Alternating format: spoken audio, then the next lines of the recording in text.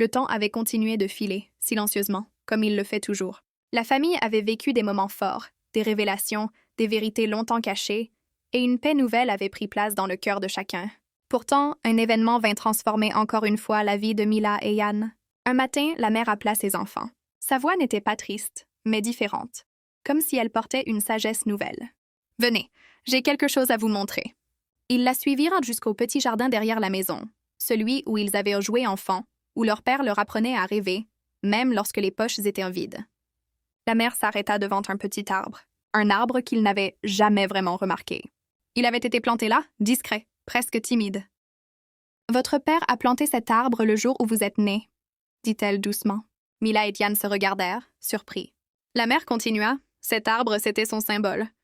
Il disait toujours, « Mes enfants pousseront comme cet arbre. » Peut-être lentement, peut-être sous la pluie, peut-être dans le froid, mais ils pousseront, et un jour ils seront grands. La voix de la mère trembla légèrement. Cet arbre n'était plus un simple arbre. C'était l'histoire entière de leur famille, enracinée dans la terre. Yann s'approcha et posa sa main sur le tronc. Il sentit une force, une énergie, quelque chose qu'il ne savait pas encore définir. Une mémoire vivante. C'est alors que la mère ajouta, « Vous savez, votre père et moi, nous ne serons pas éternels.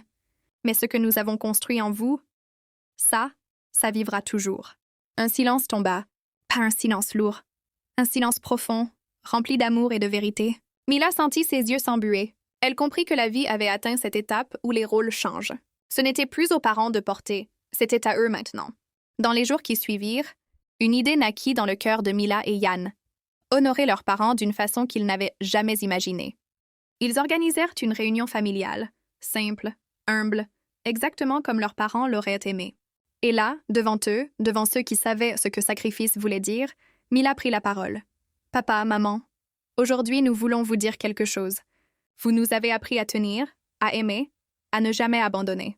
Vous nous avez donné ce que l'argent n'achètera jamais. Et maintenant, c'est à notre tour. Nous allons continuer ce que vous avez commencé. Nous allons transmettre ce que vous nous avez donné. Nous allons être pour les autres ce que vous avez été pour nous. » Le père ferma les yeux un instant. Il avait attendu toute sa vie pour entendre ces mots, même s'il ne l'avait jamais avoué. La mère essuya une larme, mais c'était une larme de paix, une larme de mission accomplie.